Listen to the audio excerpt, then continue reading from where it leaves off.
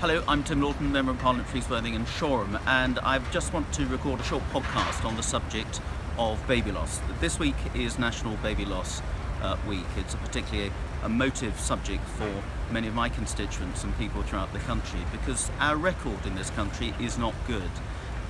The figures speak for themselves. Just over 3,000 babies die before the age of 1, about 3/4 of them within the first 28 days. The record on stillbirth is even worse. Something around 3,200 children lose their lives during stillbirth, and that can be hugely traumatic to the parents. Now, the figures have been improving, but far too slowly, and we still have one of the worst records amongst European countries. So we need to make sure this subject gets much more publicity, and Baby Loss Week is a good way of doing that.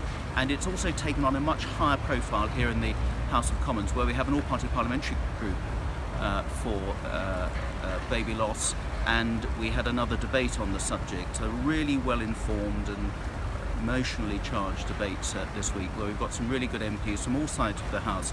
We've got personal experiences and some really valuable contributions to make. Now, I'm glad to say that the government has been doing a lot.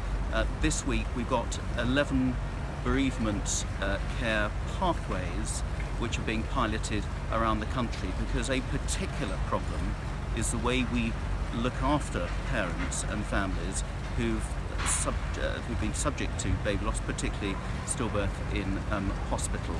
And so the NHS is looking at far better, far more sensitive ways of how we can look after the families involved in hospital, keeping them separate from maternity wards where there are lots of happy mums and dads and noisy babies. How we can use the chaplaincy service, for example. Lots of things are now being piloted so we can be more sensitive about that.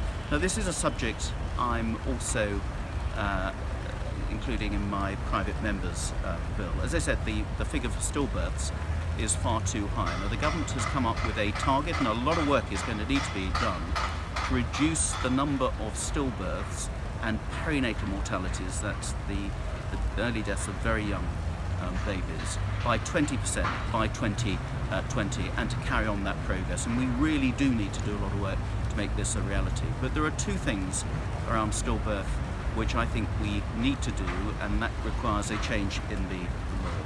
So in my civil partnerships, marriages, deaths and registration bill, I've got two measures. The first of those measures is that we can have a registration scheme for those children who are stillborn, but are actually stillborn before the 24-week threshold at the moment. And this is something I've raised before on the back of the experiences of one of my constituents, because as it stands at the moment, if a child is stillborn before 24 weeks of gestation, and in many cases that means a mum going through all the traumas of labour to give birth to a stillborn child, that child does not exist in the eyes of the state, and that obviously is a problem and causes great emotional distress at a really traumatic time. So my bill would introduce a registration scheme which will give some comfort to the experiences that those parents have gone through. The second issue is around coroners, and I think there's a lot of cross-party support on this, and certainly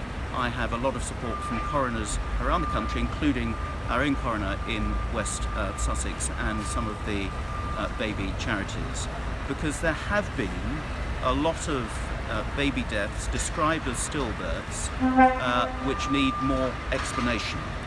And as it stands at the moment, the coroner, who would normally have the powers to investigate unexplained deaths, has no power to investigate stillbirths. I think this is a problem, and I think in some cases stillbirths have been described as stillbirths because it's rather convenient and gets away from a lot of the inquiry that may result from it. But it also means that we miss out on a lot of learning of why a stillbirth happened and why our stillbirth rates are still so high. So the second part of my bill would be to just make a simple change to the Coroners Act, which would empower coroners in certain circumstances where there are more questions to be asked and answered. They would have the power to investigate certain stillbirths. And again, I think that will give some comfort to those parents who go through that traumatic experience to get to the bottom of what happened, why it happened, and most importantly, how we can do as much as possible to prevent it happening again in the future.